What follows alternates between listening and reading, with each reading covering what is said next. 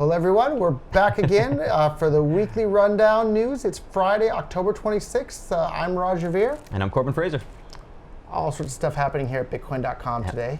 Exciting, and of course, we're leading with one of the favorite things, or one of our favorite things. This one's one of our flagship products. We're really excited to announce that the Bitcoin.com wallet passes 3 million wallets. It's a lot of wallets. Pretty exciting stuff. So we've got obviously the majority of users actually using Bitcoin Cash within our wallet, and we're excited to kind of share some of the exciting news, as well as make sure we're introducing new users to the Bitcoin.com experience. So we've got multi-sig in our wallet, we've got shared wallets, we've got all the exporting capabilities that you kind of need. We have a wallet with cryptocurrency that works quickly, cheaply, and reliably. Yeah. Bitcoin Cash. If you haven't tried it already, try it today, and we'll put up on the screen right now a video showing you just how fast and just how cheap Bitcoin Cash is. Yeah. And you'll see, like, Bitcoin Cash is cash, and it's cash for the world. So if you haven't tried it already, try it. And if you go to free.bitcoin.com, we will give you some Bitcoin Cash for free. Something that's no longer possible on the BTC chain. It's impossible to do that on the BTC chain now. Yeah, actually, I just want to highlight how much I'm a huge fan of the multi-sig feature. I've been using it a ton lately. We last week we were playing some poker, had to do a multi-sig. Everyone put the money into a multi-sig pot, played the little cards. It's great. Winner got the sign-off from everyone else, and took a little bit of BCH home. It was great. If you're curious to see how many wallets have been created in the Bitcoin.com wallet now too, you can go to Bitcoin.com right there behind me on the wall there. And we have a live ticker that shows exactly how many wallets have been created. It updates after every 60 seconds. So just hit refresh after a minute, and you'll get to see how many wallets were created since the previous minute. And it's amazing. People are creating wallets all over the world, all day, every day. Because our wallet's awesome, and if you haven't tried it already, try it, even if I do say so myself. I'm saying it because it's true. The wallet's great. And I think I may have mentioned this a couple of weeks ago on the show, but when I was in the country of Georgia, I was meeting with some different people in Georgia, and we were showing them Bitcoin Cash and whatnot. It was with me and Jihan Wu, CEO of Bitmain, and it was some people from the media in Georgia.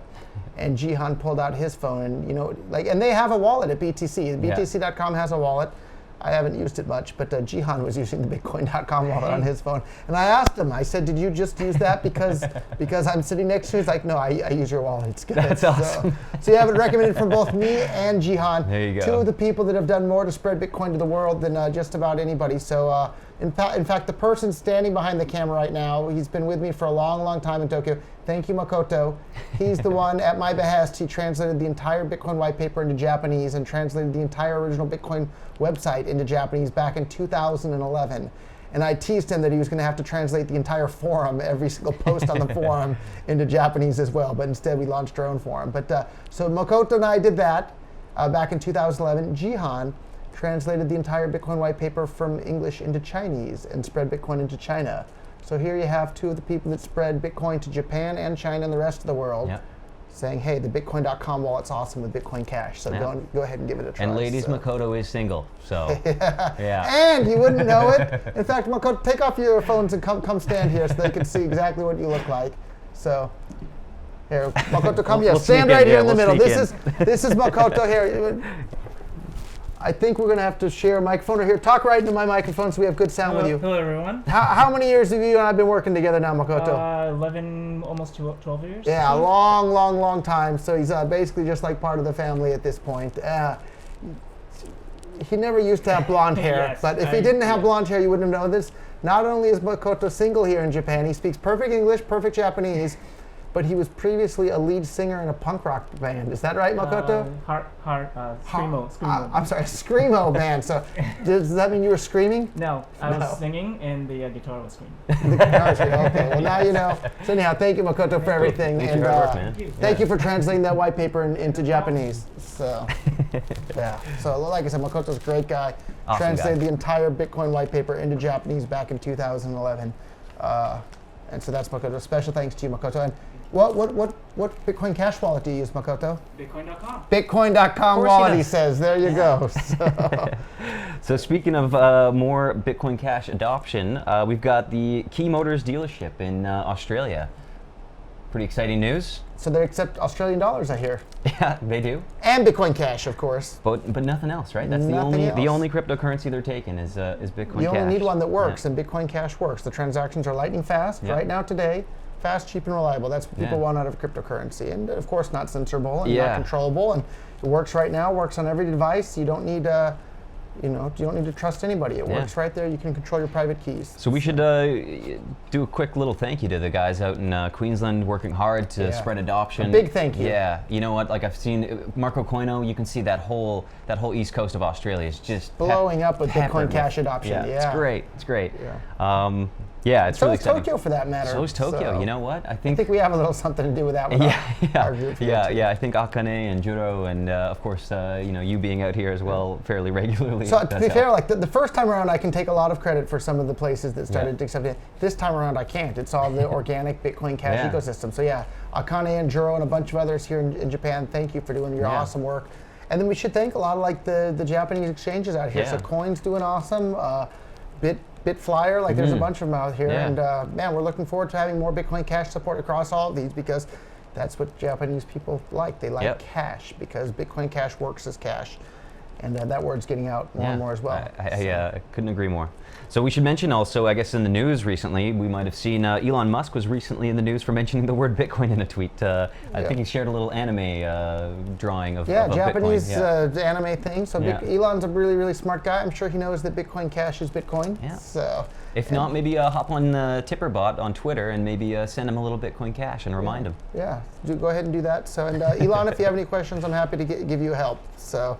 Speaking of celebrities on Twitter, though, I want to talk about all these stupid fake giveaways that are going on.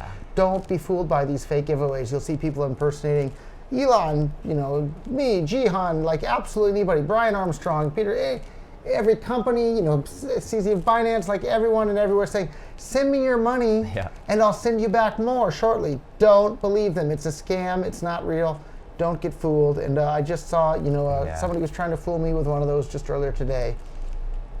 Not having it. Well, I think it's pretty sad that you got guys like Vitalik who have to put in their name Vitalik, no giveaways, non-giver of ETH. Yeah, non-giver of ETH. Yeah. Yeah. So, and watch out for fake accounts in general. So like I'm dealing with it every single day. There's a bunch of fake Facebook accounts, Twitter accounts, Instagram accounts. Yeah, it's pretty wild. And they're contacting everybody that I'm associated with on Facebook or Instagram or any of these, and via direct message, and they're saying like, "Hey, how are you doing? This and that. Send me some money." And they're pretending to be me, and like. Some people fall for it, and it's really, really frustrating. In fact, one company fell for it and sent a lot of money. And like, I have to give the fake Roger credit though. Like, he was pretty convincing. He had a whole fake contract that he signed, and like they agreed to do all sorts of promotion for this other company on the Bitcoin.com website. And I agreed to become, or the fake Roger agreed to become like the official spokesperson for this and that, and like. Man, watch out. If you're doing work with Bitcoin.com, we do use PGP. Yeah, by default at Bitcoin.com, every single person uses PGP for their emails. So every single email is PGP signed, so you know for sure it came from the person you're dealing with. You can look up our keys on the MIT PGP server. Yep. We're all there. Don't get fooled by the fakes. Yeah. So speaking of something that's not fake, Simple Ledger Protocol. Actually, we should mention Gabriel Cardano. We should mention him every week. That guy's so He's awesome. a machine. He's a machine. Him and Chris and everyone else in that community, they're killing it. The Bitbox team there. They just added SLP support into the REST API, so rest.bitcoin.com, as well as the ability to search SLP tokens. SLP is short for Simple Ledger Protocol, which is basically another way to make tokens on top of Bitcoin Cash. One of several competing methods now. So it's an op return token, and it's kind of I would say right now the two competing ones, really the top two seem to be Wormhole and SLP, but there's more in the works. And there's others that are nipping at their heels, and I think we see things like there's colored coins, there's Tokaido, there's a lot. And there's more room in the op return now, so much. The sky's the limit here. Or the sky isn't even the limit. Keep going. So. And if you're interested in learning more about this, hop on developer.bitcoin.com. We've got a developer Discord, so if you're interested in talking directly to Gabriel and some of these other developers, you're in there sometimes too. I'm in there right? hanging out. Yeah. If you want to talk to Corbin, jump in. And there's a lot of stuff going on. If you want to participate, if you're a developer, if you're interested in building the next application on Bitcoin Cash, hop in there. We can help you learn how to use tokens in your in-game currency, and you name it. I mean, we can find some unique ways to put you in touch with the right people to help your project along. Yep. So well said, Corbin. So. Yeah. Actually, we should cut in on one of the guys here at the office. Shout out to Andrew. He's doing some awesome work in the design department there, but he just received his BitNovo card. So it's the first one we've received here in the office. BitNovo is a Spanish Bitcoin cryptocurrency card. They just added Bitcoin Cash support, and pretty exciting stuff. You can load up your MasterCard with Bitcoin Cash, pay anywhere you kind of need to. It's a great little kind of hybrid way to kind of still use Bitcoin Cash, but any place to link in with the legacy system. Yeah, So. I think they're really, and it's really hard to keep on top of it. You got guys like MasterCard and Visa regularly shutting things down. I think most of the North American cards and a lot of European cards were shut down by, I think it was Wavecrest, which was all dealing with Visa. So there's still several companies that have some partnerships with Visa and MasterCard that are still able to work, and it seems like BitNovo, they're doing quite good there. They're still operating. They just added Bitcoin Cash support, and we're also seeing some new card players enter the ecosystem. So. Yeah. So not to get too terribly sidetracked, but that reminded me of something I've been meaning to make an entire separate video about. Haven't gotten around to it yet because so many other things every day. But a lot of people on the internet, a lot of people that have a misunderstanding of economics or misunderstanding of Bitcoin or both, keep saying that I'm claiming that you need to spend your Bitcoin. You need to spend. No, that's not what I'm saying. I'm saying that in order for people to want to use Bitcoin as a store of value, it needs to be spendable. It doesn't mean that you have to actually spend it. The only reason you would want to save Bitcoin is if you know that you're going to be able to spend it later. Yeah. And if Bitcoin becomes spendable everywhere, then you'll know, oh, I feel safe keeping my money as it. Where if you're concerned, how am I ever going to convert this back into something that I can spend or dollars, whatever, you'll think I'll just get rid of this right now because maybe I won't be able to get rid of it later. Whereas if you know you can spend it everywhere, I'll convert my savings into it and hold it that way. So we see a lot of people out there, and like I said, I've been meaning to make a whole video about this, just haven't had time yet. We'll name names though. We'll get sidetracked a little bit today. Hey, that's right. Jimmy Song, somebody who has no idea what he's talking about when it comes to economics. He's out there talking about crypto Keynesianism and crypto Austrians. Yeah. And I asked him, I think you were there, I said, have you read John Maynard Keynes, The General Theory of Money and Credit, right? Which is, when people are talking about Keynesianism, that's the guy they're talking about in the book they're talking about. I've read the book from cover to cover. And there's a post on the Bitcoin.com forum I made years ago talking about how I've read it from cover to cover. I asked Jimmy a month or two ago when we had our debate in person, have you read this book that you're busy talking about Keynesianism, this and that? Have you even read the book? He said, I'm not going to answer that question.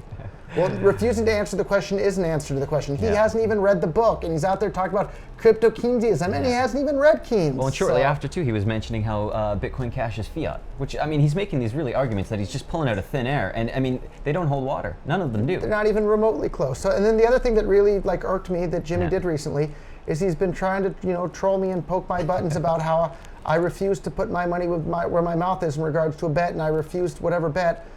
He's the one who said that initially on the Coinbase cruise. He said that I'm not willing to make a bet to back up my predictions about Bitcoin Cash overtaking Bitcoin. Well, I have an offer for Jimmy on that.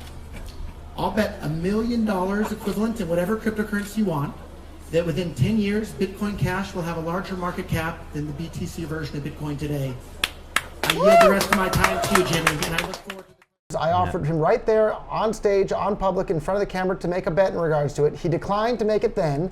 And then there were a couple of email exchanges. I made the same offer via email. I made the first offer verbally. I made 2 more offers in writing. He declined both of them. Right? He declined the first one, and then he declined the second one, and then now he's out there on Twitter claiming that I declined this and that. Jimmy, you're a liar and a coward. So you know what? Jimmy, your most recent Twitter bet that you put out there, Jimmy, that you said that I declined, you know what? Here's a caveat, right? I'll accept it, but the whoever wins, the money goes to the charity of the winner's choice. So right there, I accept your other offer. After you declined all 3 of mine, I'll accept yours with your various terms that you added all in there that were very different from what I said initially that you declined. I'll accept it. All I ask is that whoever wins, the money goes to the charity of the winner's choice, and I'll name my charity right now, antiwar.org. So that's where my money will go. So there you go, Jimmy. There's an offer for you. And for anybody that's watching this, pick up an economics book, because obviously Jimmy hasn't. And so pick up Economics in One Lesson by Henry Hazlitt. Pick up Man, Economy, and State by Murray Rothbard. Pick up anything that's peaceful by Leonard Read, and you'll see that Jimmy's busy talking a lot, but hasn't done enough reading. And generally, it's a better idea to do a lot of reading before you do a lot of talking. And Jimmy's doing too much talking and not enough reading. Do you think he comes from a point of, does he mean well? Is it Do you think is it a hostile actor thing, or is it more of just is he just delusional, or is this just? I don't think he has bad intentions. I think he just hasn't read enough books. And I put a list of it's not even a complete list. It's just some of the economics books I've read, and we'll put a link to it in the description there. And I'd love to see a list of Jimmy's books that he's read, but he hasn't even read The General Theory of Money and Credit by John Maynard Keynes, and he's writing essays about crypto Keynesianism. You shouldn't be busy blabbering all day long about things that you don't have knowledge about or you haven't done the required reading about. And in fact, let's put on our conspiracy theory hat. So part of the way I heard about Bitcoin for the first time was on Free Talk Live, a libertarian radio show based out of New Hampshire as part of the Free State Project. And I believe it was Ian Freeman, the host of that show. He said the easiest way to spot an undercover cop within their movement in New Hampshire, because there's all sorts of undercover cops trying to infiltrate any sort of movement that doesn't want government to, have control over people's lives. He said the easiest way to spot a cop is someone that's saying all the things, but they haven't done the reading to back it up. And so, Jimmy falls in that category. He's saying all these things, but hasn't done the reading to back it up. Makes you go, Another fantastic book I'd love to recommend while we're recommending books is The Law by Frederick Bastiat. Fantastic, fantastic book. You can read it in 2 hours. The Law by Frederick Bastiat. So. And if you're going to get any of those books, hop on purse.io. Save up to 30% off on any of those books. Yeah. Great We have a bunch of those increase sorts of your books library. downstairs. I can't show them on camera here because they're one floor below us, but I bought them on purse.io with Bitcoin Cash. Another fun one is The Machinery of Freedom by David Friedman. Yeah. So. I've got some reading catching up to do, but that's one of the few I've read. So yeah. So anyhow, Jimmy, I accept your bet so long as the whoever wins, the money gets to go to the charity of the winner's choice. I think that sounds fair. There you go, Jimmy. Cool. What say you? So falls in your court. I'm sure he'll be busy on Twitter about it soon, or maybe making another video. And let us know, Jimmy. Send us a list of books that you've read, either from the Austrian School of Economics or John Maynard Keynes. My list has been out there online for years. Feel free to put your list up there. Cool. Well, all right, anyhow, back to the weekly news. Back to news. Enough drama for the day. So Nexo lending platform, they recently added Bitcoin Cash. Pretty exciting news. It allows you to borrow anywhere from $1,000 to up to $2 million. And they're just adding in some BCH wallet integration. And it sounds like it's going to go live here in early November. So we're basically, if you need some crypto-backed loans and seems like the place to go, you can check it out at nexo.io, nexo.io. Exciting stuff. Have you used any of these crypto lending platforms, or They've contacted me quite a bit, but I don't have so much of a need for it at the moment. But I'm sure lots of people find it super, super, super useful. So it's cool. The more options people have, the better off they are. Yeah. So, which brings us to another option, CoinStats Direct, which is a crypto chat for coins investors and coins. So you want to get more knowledge about the space? So do you know much about this? I don't, but it sounds like just from my quick reading and just doing a quick little background check on it, it basically is just a platform where cryptocurrency junkies can go and share their latest happenings. People like that? That's why they're watching this video. That's it. That's it. I should mention, actually, I think it was in the last video, I mentioned this Hiver app, H-I-V-E-R, H-I-V-R, Hiver app. Yeah. I took their app out for a spin. They launched it over that weekend, and it's actually pretty interesting. It's a social media. It's like a social app media on Bitcoin with Cash, Bitcoin Cash, yeah. Okay. And it allows you to tip. It allows you to follow people. It's got a bit of a Twitter feel, kind of an Instagram feel, but it's all on Bitcoin Cash, and it's the only currency they're using right now. Speaking of people liking all this sort of stuff, so we were talking right before we started filming, what if we live stream these each week? All right, do you guys enjoy this being live streamed? And then we'll put a slightly more polished video on the YouTube channel, but let us know in the comments below if you want us to live stream this, and put any other questions or comments or suggestions you have down there. Yeah. Hopefully the audio is all settled this week. So. And if you're not subscribed yet, make sure you hit the subscribe button, hit the little bell icon if you want to get notified next time we're doing these videos. Yeah, the only downside about live streaming it is people would probably want us to set a fixed time, and we've been a little bit loose about the times we do it. But maybe we'll do a live stream here or there. We'll see. Yeah, we'll could see. be fun. So next up, there was a new wallet here, Citowise Wallet. They added Bitcoin Cash, which will also be allowing users to start buying Bitcoin Cash right from within the app. So pretty exciting. I'm having a hard time thinking of any wallets that haven't added Bitcoin Cash. Yeah, the ones that aren't, I imagine they're not really. What are you going to do with a BTC only wallet? Yeah, I don't know. Yeah, pretty weird stuff. But next up, Cardcoins.co. So you can buy Bitcoin Cash with gift cards. So Americans in select states can now purchase non-reloadable prepaid gift cards and exchange them for Bitcoin Cash online. Accessible Cool. across the U.S. at most major retailers like gas stations, supermarkets, pharmacies, convenience stores, and big box stores. That's Yeah. pretty convenient. I mean, So- I imagine there's a lot of people that around Christmas time get those Walmart gift cards that they never know what to do, or Now you can turn it into Bitcoin Cash. there you go, turn it into something you'll actually use. And then by this Christmas time or Halloween next year, yeah, and quite a bit before that, you'll be able to buy all sorts of gift cards right from within your Bitcoin.com wallet. That's Yeah. coming soon too with Bitcoin Cash. So pretty exciting stuff. yeah, so brings us So, on to like bad exciting stuff, all right? well, it's stuff that we've known for a while, right? Yeah. This is barely news at this point, but it's worth mentioning still. Bitcoin Core, the BTC blocks have been 95% congested this month. So the real problem starts when they're 100% congested. 95 is just a little bit of breathing room. And I said this a little bit, but I want to say it again. So anybody with any sort of cryptocurrency business out there, you are planning for disaster if your platform is only built on BTC. If you're running an exchange, you need a different base pair than BTC, because the next time the BTC chain becomes full, you are guaranteeing that all of your customers have a horrible user experience. If you have a wallet, you need to make sure that people have options other than BTC.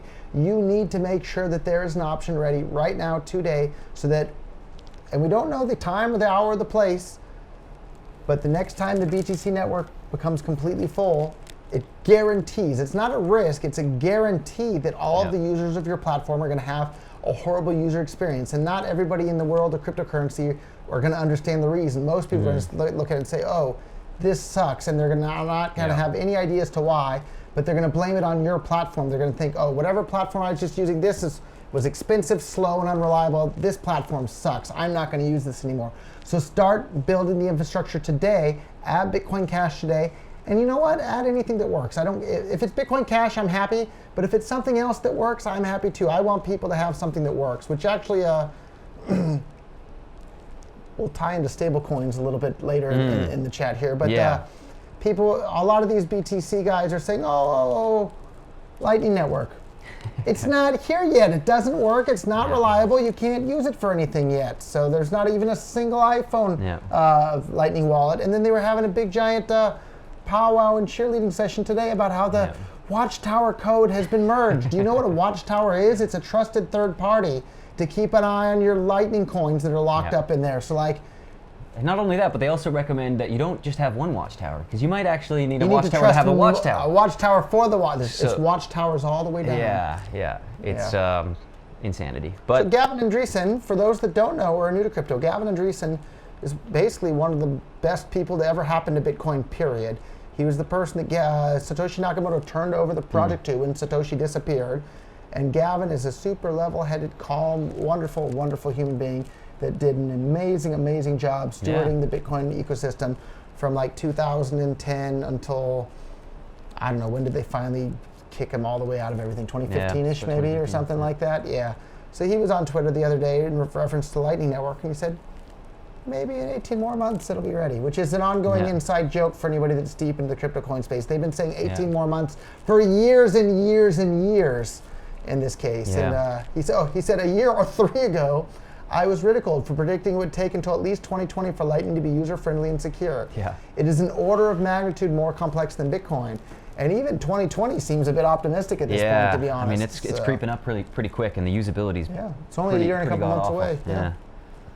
Anything else to add on Gavin and you know what? Watchtowers and I think I'd seen a few tweets, people asking Gavin, hey, when are you coming back to Bitcoin? You know, and I think he's keeping busy. he never left. Yeah, I think he's still following. I think he's still watching. I think it's clear that he's still keeping abreast on the developments between both camps here. So. And so back to stablecoins here. The part that's really been frustrating with me now about all the scaling debate here is we're seeing these stablecoins, like people are getting so excited, like, oh my God, US dollar tether, US circle dollars or whatever. Like, and then I got an email today with a group that wants to like 7 or 8 different fiat stablecoins, and like, although the nice part about that email is they were planning to do it on the Bitcoin Cash blockchain. Yeah, that's good. But which is better than doing it somewhere else, I suppose, from my point of view. But the part that's so frustrating for me is the part that made me so excited about Bitcoin originally back in 2011 is that it strips away government's ability to inflate the money supply to pay for all these stupid things governments want to pay for. Well, guess what? If the whole world starts using stable coins that are backed by U.S. government or any government-issued, central bank-issued traditional fiat currencies, it's slightly better than the world that we have today, but we haven't succeeded in stripping away government's ability to inflate the money supply. And you see time and time again in country and country after the world, governments inflate the money supply to pay for all sorts of horrible things, and they literally use it to pay to murder people, right? Like, let's put an end to that. And if people wind up using an actual cryptocurrency where there's not a central bank that can print as many as they want at any time for any reason, we strip away government's power to do that. If everybody winds up using stable coins, we haven't stripped away government's power to issue money for no reason at any time. Well, the scary part too is that it's no secret that the U.S. government is incredibly in debt, and there's been they're not the only one either, right? There's been tons of people calling that this at some point it's going to collapse. At some point the dollar is going to tank. It's not a question of if, it's just when. And if you're holding on to a bag full of stable coins that are tied to the U.S. dollar, you could go down with that ship. And so a lot of people today love to make jokes about the Zimbabwe dollar. I have $100 trillion Zimbabwe note. Well, if you were born in 1983 or earlier, right, which that's me, I think you're younger than that, but younger, like there's some other people around here, they're like, I'm not that old yet. 1983, it's a little while ago, but not that long ago. Anyhow, as recently as 1983, one single Zimbabwe dollar was worth more than $1 US. And the US dollar today is worth a heck of a lot less than it was in 1983 as well. So like, it's not that the US dollar has been perfectly, solid all over that time. The US dollar is probably worth, I don't know, maybe half or a third of what it was back in 1983. Man, don't think it can't happen where you live either, right? Like, I'm sure the Germans in the Weimar Republic, they thought, oh, we're Germany. This can never happen here. What do you say when people say, well, how do I sell my Bitcoin for real money? They're missing the point. Like a cryptocurrency is realer money than central bank issued pieces of paper. So anyhow. Lighter news. Yeah, use cryptocurrencies. Spend. Spedend. With spelled in properly. Like the HODL speller. I'm not a fan of all these misspellings. Yeah, it's throwing my brain off. I was born before 1983, so. Yeah, you kids need to learn how to spell. Spedend, Spedden, S-P-E-D-N, smart contracts for Bitcoin Cash. It's announced Wednesday, the launch of this new smart contract programming language. Tendo-PN, difficult name there. Yeah, wherever you are, Tendo-PN. thank you. So. And it's a very early phase of development, but basically from what I was reading, it basically allows you to start creating these simple smart contracts in a very C-like language. So if you're comfortable in the C programming language, you can start creating these smart contracts on Bitcoin Cash. And I think I overheard you talking with our CTO, Emil, earlier today. He was playing. Was he playing around with Spindon? I'm not sure if he was doing this, or if I think he might have. I mean, maybe he's just Emil's a brain. Yeah, he was just rolling his own smart contracts there on Bitcoin Cash today. So. But he's got some. He's cooking up some interesting ideas.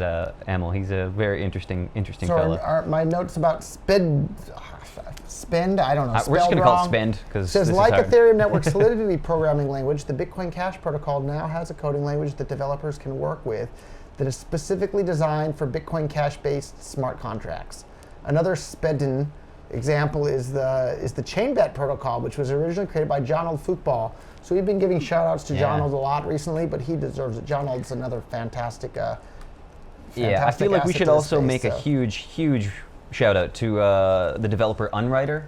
He is just been a machine. He's the guy behind BitDB, then spun up BitQuery, and now just recently launched BitSocket. So bitsocket.org basically allows BCH push notifications for real-time apps. You can subscribe to patterns and build apps driven by those events that you create based on those specific little formulas little patterns that you create. We've got BitDB, which is basically random access memory on Bitcoin Cash. You can tie it into a MariaDB and do some interesting stuff that keeps it all on chain. It more or less allows Bitcoin Cash to become the database. And then BitQuery, which is a Turing-complete query language for building apps on Bitcoin Cash. So Unwriter, he's just been cranking out code. So Unwriter, whoever you are, wherever you are, if we don't know if you're working on this full-time already. If you are, thank you very, very, very much.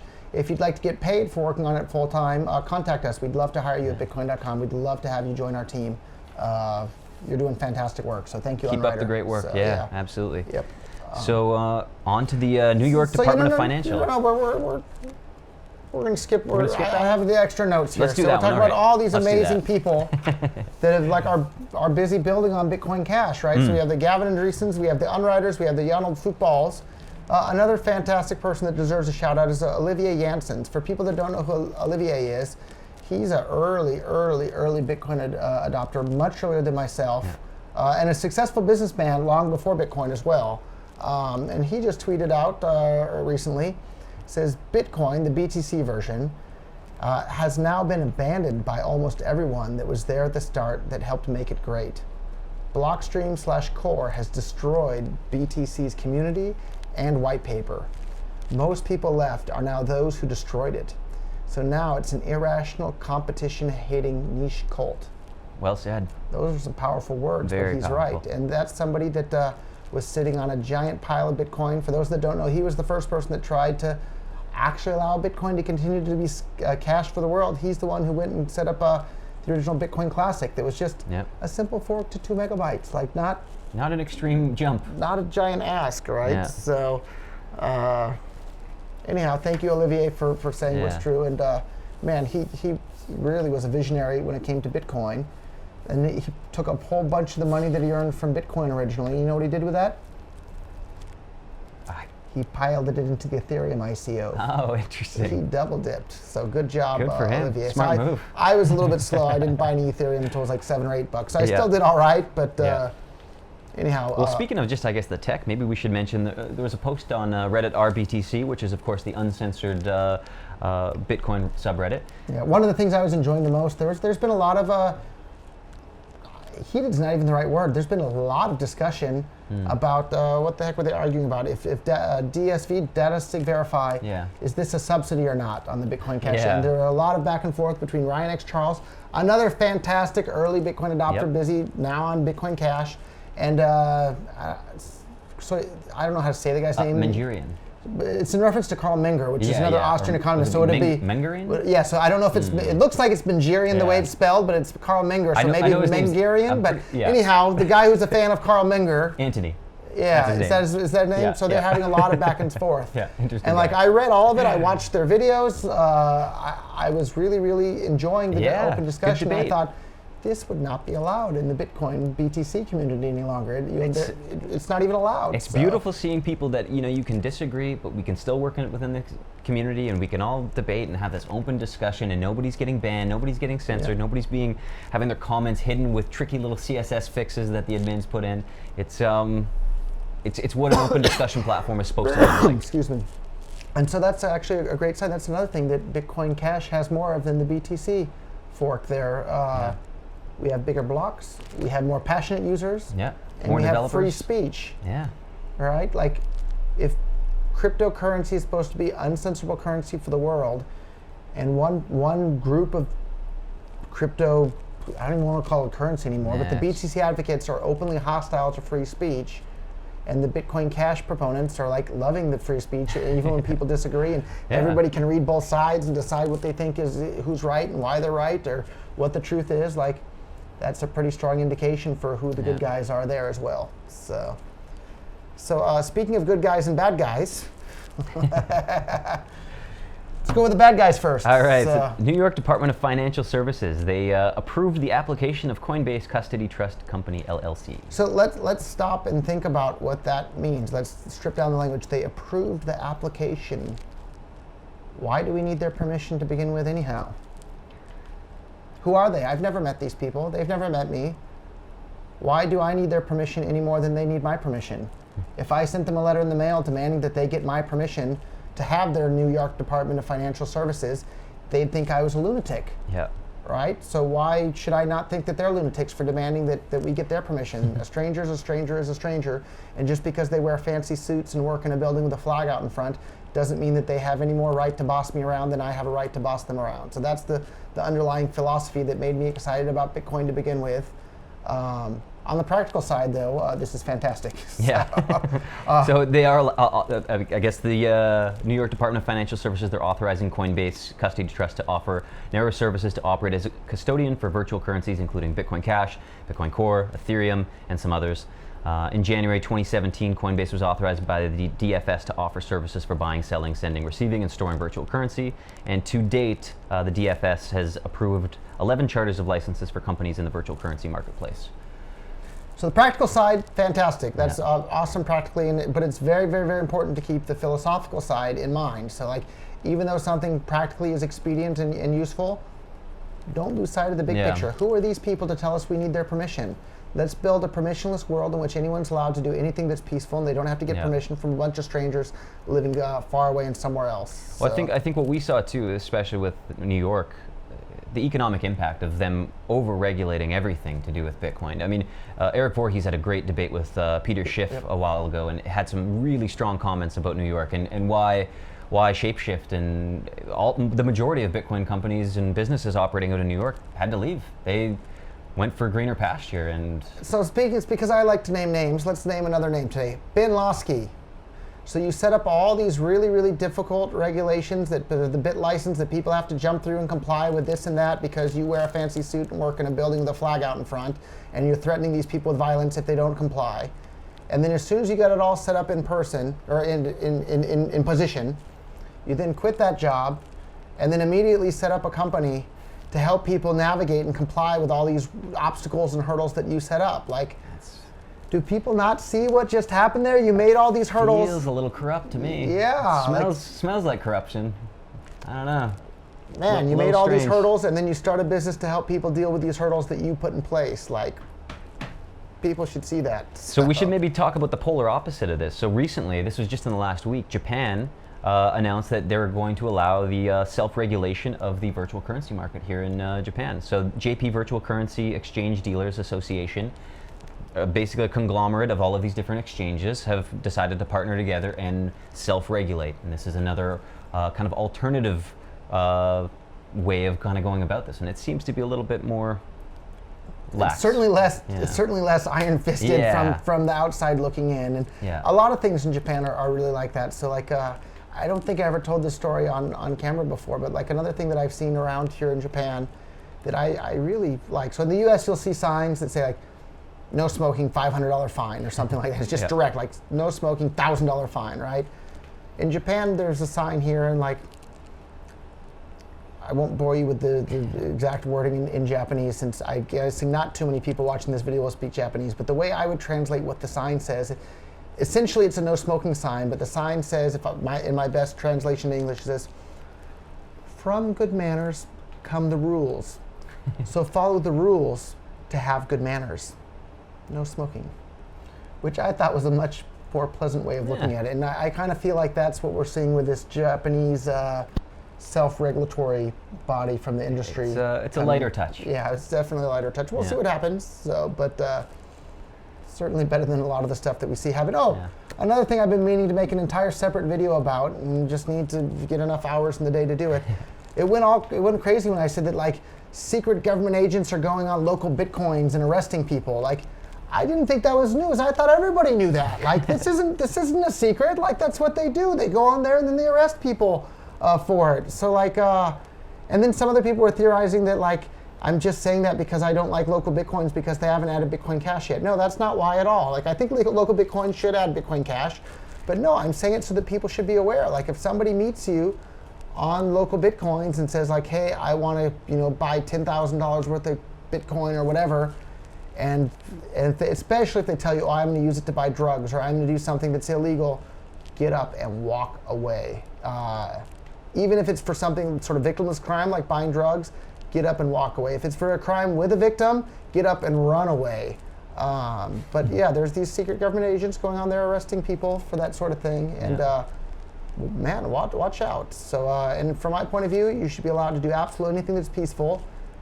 And if you're doing something that's not peaceful, you shouldn't be doing it. And if you think about it, these undercover agents are stealing money from people in the form of taxes because lots of Americans aren't interested in paying for these people to go on local Bitcoins to arrest people, yet they force them to pay taxes to pay for their salary, and then they go and arrest these people and toss them in jail for it. So not okay. So that's the short version. Maybe I'll make a longer version and I'll go over the stories. And there's a heartbreaking interview with one of these people that I think he's in prison right now. He's a father of like 2 or 3 kids. I think he Sold was just over the, what was it, 5,000? I forget the exact amount, but they're tossing him in jail for like 7 or 8 years for selling Bitcoins to some undercover government agent. And this guy's not a bad guy. Yeah. He's just somebody who's. And then there's another guy in Arizona, Morpheus, I think was his screen name, and he's looking at a lot of time. His Crazy. entire business was, dealing on local Bitcoins, helping make the world a better place. And they're looking at tossing him in jail. So speaking of people in jail. Yeah, unfair sentences. Ross Ulbricht. Yeah.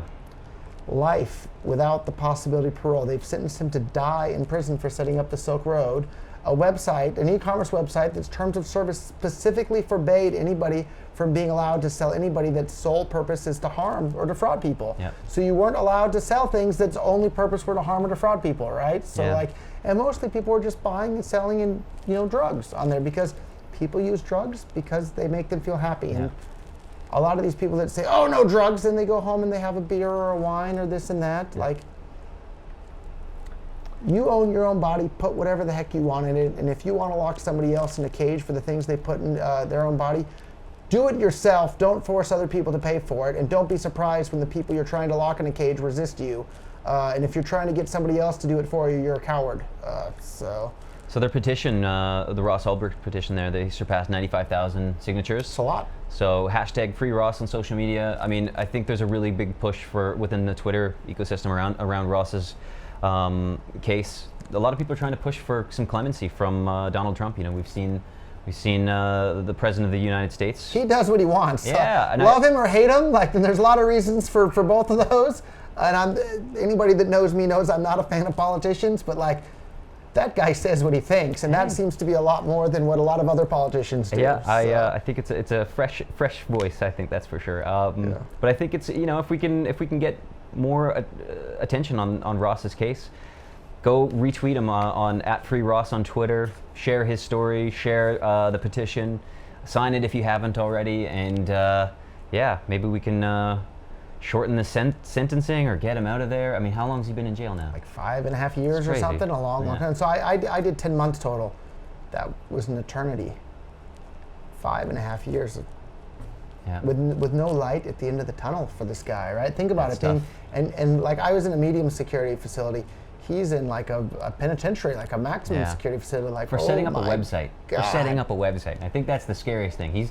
I think he's maybe a year or two younger than me. So let's be clear though. It's he's not actually in there for setting up the website. He's in there for having political opinions that the government didn't like, because his political opinion was, you don't need a ruler. You don't need someone to rule over you and boss you around, right? You own yourself.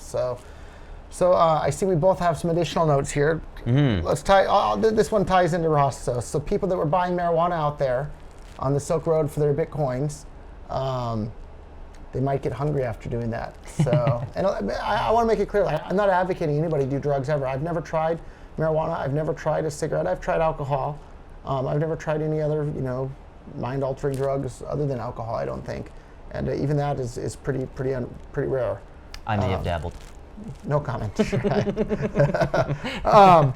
Hungry.dk, right? People that smoke pot get hungry, I hear often. So hungry.dk is in Denmark.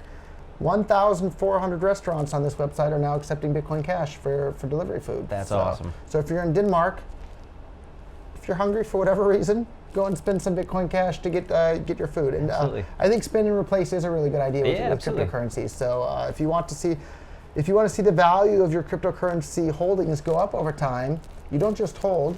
You take the dollars or the euros that you would have spent, or what do they use in Denmark? Is it euro? Or is that like a Denmark kroner or something? I'm not sure. I think they're one of those ones. I'm not from that part of the world, Sorry, so I'm guys. not exactly sure. Sorry to Danes. anyone in Denmark for my ignorance, but I did most of my education at U.S. government schools, so they don't teach you about the rest of the world. They just teach you America's #1, right? So anyhow.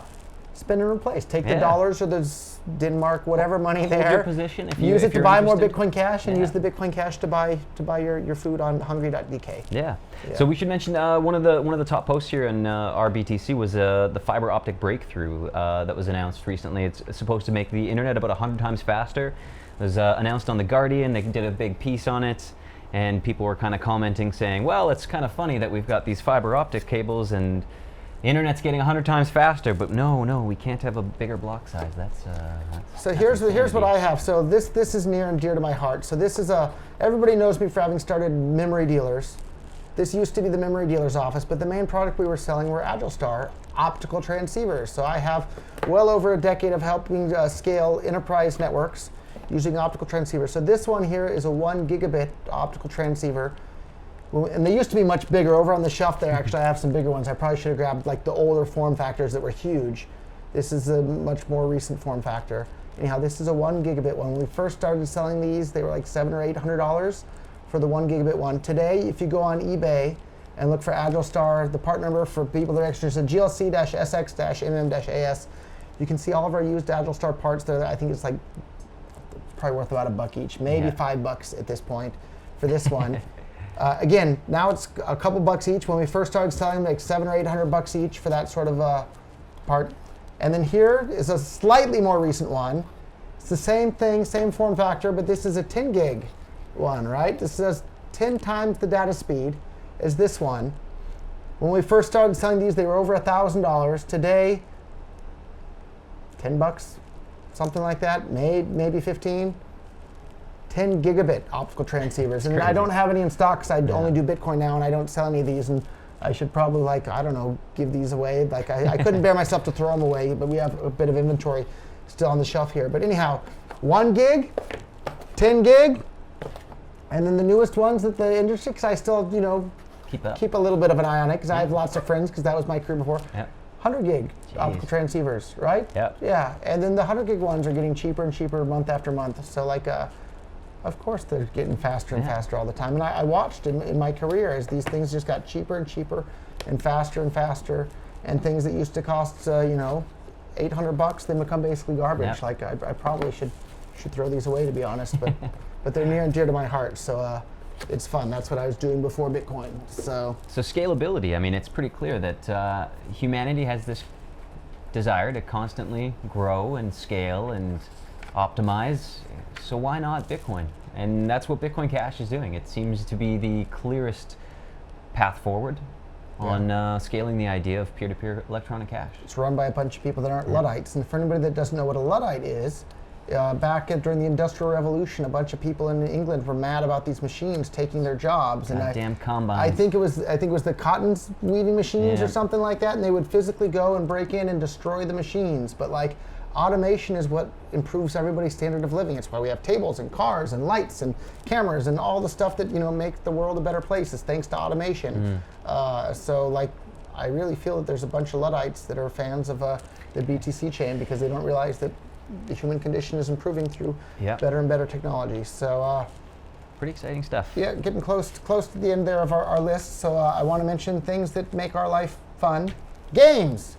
Cashgames.bitcoin.com. You can deposit your Bitcoin Cash instantly, play slots, blackjack, poker, Keno, this and that, all sorts of fun things there. You name it, we have it, and actually we're adding more and more. Games team's hard at work, working on some new projects. Some new projects they're going to be launching real soon that are fun. So if you can deposit instantly, when you win, you can withdraw instantly. No registration needed at all. You don't have to give your name, your tax ID number, anything at all. Sorry, U.S. players, we blocked you because we're scared of people in the USA that we've never met. But everybody else in the world, you're allowed to play. Maybe we can get a sponsor from a VPN company at some point as well. Wink, wink. Reach out to us, guys. Yep, and if you lose, bad luck on the site. That means the house won. But we're going to take the Bitcoin Cash that we won from that and use it to spread more economic freedom and the ideas of self-ownership to more people around the world. So it's a win-win situation over there at cashgames.bitcoin.com. So please give it a try and join our affiliate system too, where you can earn money by telling more people about cashgames.bitcoin.com. One place where you can't tell more people about cashgames.bitcoin.com though is our Bitcoin, because it's completely censored. That's why we're busy over at forum.bitcoin.com, on our BTC on Reddit, on memo.cash. There's all sorts of places, but it's sad. So if you have friends that are, don't let friends use our Bitcoin because just like you wouldn't let friends drive drunk or drive high, don't let them use our Bitcoin because it's a censored cesspool of groupthink run by a bunch of NPCs sometimes, right? Before we forget, what do you got for Halloween here? Oh, how did we leave out our Halloween surprise? Surprise. Almost missed it. We have this beautiful Halloween bucket. Let me look what's in here in addition to some nice Bitcoin.com stickers. What is this? This looks like serial number 2. I guess that means it's a prototype. This looks like a fancy touchscreen Bitcoin Cash hardware wallet prototype to me. Is that what that looks like It to you certainly too? looks like something of that effect, yes. I think we're going to have to tease it. So there it is. I think this would look really good in the Bitcoin.com colors with the Bitcoin logo on Bitcoin Cash logo on it, right? There it is. Stay tuned, guys. Stay tuned. Subscribe. More news coming soon. Yep. This is a very nice looking wallet with a touchscreen. It's gonna be groundbreaking. Yeah. Subscribe, get your notifications, hit the bell icon, leave us a comment, and I did hear one last thing on this. I heard when it becomes available, we're gonna have Amazon will be doing the fulfillment, which means that you'll be able to go on over to purse.io and save an additional 30% using Bitcoin Cash to buy one of whatever this beautiful prototype is when they're What ready. could it be? At some point. What could it be? So what could it be and what could it do? All right. So anyhow, if you haven't tried purse.io, you can save 30% on every single purchase from Amazon by using Bitcoin Cash. That is fantastic. So spend and Huge. replace. Take the dollars that you would have used on Amazon to buy whatever it is you want, buy Bitcoin Cash, spend it on purse.io to save 30%, and then take that 30% savings to buy more stuff on Amazon, or squirrel it away in some Bitcoin Cash savings, because the price of Bitcoin Cash, in fact, I put my phone on the ground here, but a lot of people are saying, oh, recently Bitcoin Cash has been going down, this and that, and we'll put the screenshots up here for you. But if you check the price of BTC over the last year, the price of, stuff happened while we were on the call here, but okay. The price of BTC over the last year is up 7.2%. The price of Bitcoin Cash over the last year is up 27%. Fundamentals are important, right? So we'll put these screenshots up here. And that's important, right? So 7.2% versus 26.9% for Bitcoin Cash. And I think that trend's going to continue because Bitcoin Cash is the version of Bitcoin that led to Bitcoin becoming popular in the first place. It has that same winning economic formula. BTC doesn't. And it's run by a bunch of economically ignorant people that are busy talking about crypto Keynesians when they haven't even read Keynes. Go share this video. That was a nice way of saying there are a bunch of people talking about things they know nothing about. So if you like this video and this content, give us a like. Subscribe to the channel, give us a like. Share it on Twitter, share it on Facebook, share it everywhere. Share it in with your our mom, share it with Bitcoin. your, See what happens. Yeah, share it on our Do a little Bitcoin, experiment. see what happens, exactly. So cool. And we'll see you all next week. Next week. So. See you guys.